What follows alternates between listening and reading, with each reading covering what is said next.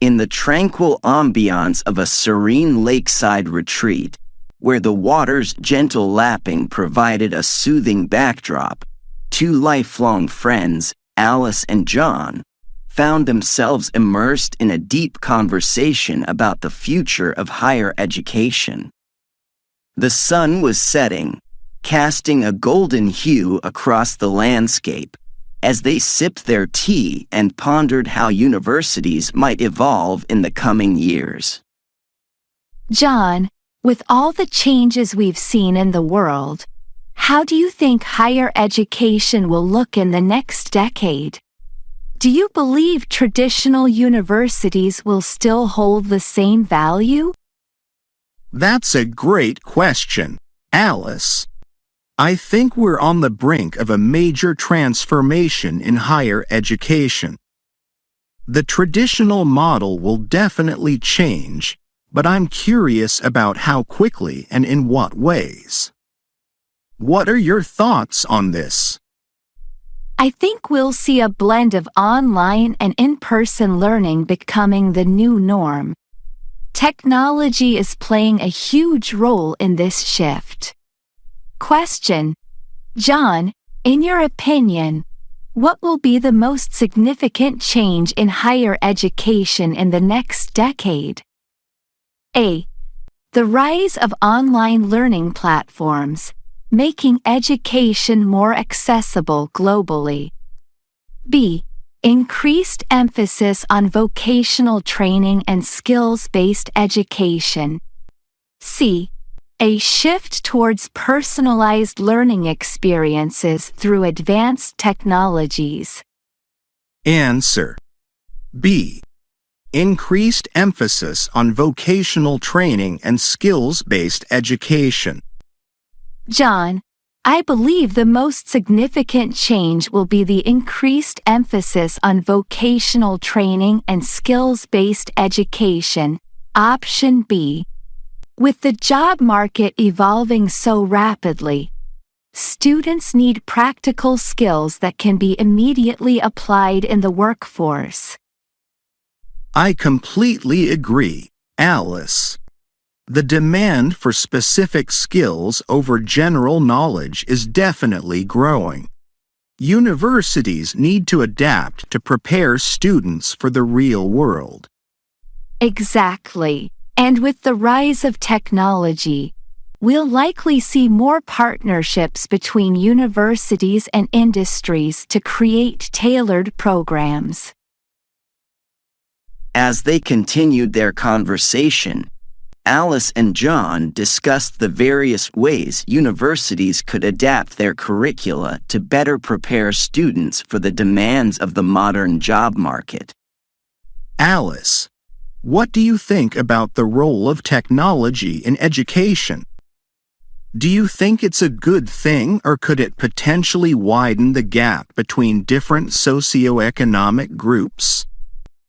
Question: Alice, considering the impact of technology, do you think it will primarily benefit higher education, or are there significant risks involved? A. Technology will greatly benefit education, making it more accessible and interactive. B. The risks include a potential widening of the socioeconomic gap and reduced interpersonal skills. C. A balanced approach, where technology is integrated carefully to enhance learning while mitigating risks. Answer: C. A balanced approach, where technology is integrated carefully to enhance learning while mitigating risks. Alice, I think a balanced approach, option C, is crucial. Technology can greatly enhance learning, but we need to be mindful of the risks, like widening the socioeconomic gap and diminishing interpersonal skills. I agree. John, it's important to use technology as a tool to support education rather than completely replace traditional methods. Right. Hybrid models that combine the best of both worlds could be the solution. They delved deeper into the discussion about how technology could be harnessed to provide a more inclusive and comprehensive educational experience, ensuring that no student is left behind. John, as we look to the future, do you think the concept of a 4-year degree will remain relevant? Or will we see a shift towards shorter, more focused educational paths? Question: John, do you think the traditional 4-year degree will continue to be relevant? Or will we see a move towards shorter, more targeted educational programs? A. The 4-year degree will remain the standard due to its comprehensive nature.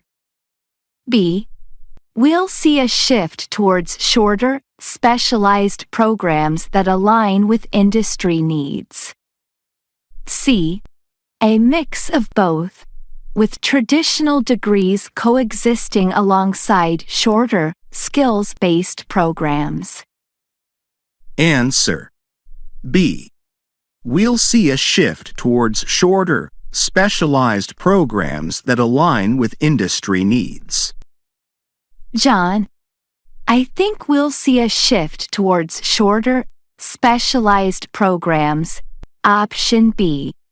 These programs can quickly adapt to the changing demands of the job market and provide students with the specific skills they need. That makes sense, Alice. Flexibility and adaptability will be key in the future of education. Absolutely. The pace at which industries are evolving means that education needs to be more dynamic. They continued exploring how the structure of higher education might change, with modular courses and micro-credentials becoming more prevalent, offering students the flexibility to build their education around their career goals. Alice, another important aspect to consider is the role of lifelong learning. How do you think universities can support continuous education throughout a person's career? Lifelong learning is definitely going to be crucial. Universities need to offer flexible options for professionals to keep learning and updating their skills. As they wrapped up their discussion, Alice and John reflected on the various challenges and opportunities that lie ahead for higher education, feeling hopeful about the potential for positive change.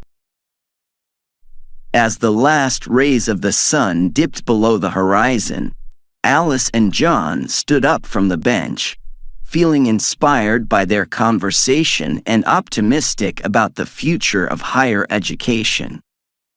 Here are 5 words and phrases related to the theme of the future of higher education. Vocational training. Education that prepares individuals for specific trades or professions. Lifelong learning. The ongoing pursuit of knowledge for personal or professional development throughout one's life. Micro-credentials. Short, focused courses or certifications that provide specific skills or knowledge. Hybrid learning. A mix of traditional in-person education and online learning. Equitable access. Ensuring all students have the same opportunities and resources for education, regardless of their socioeconomic background.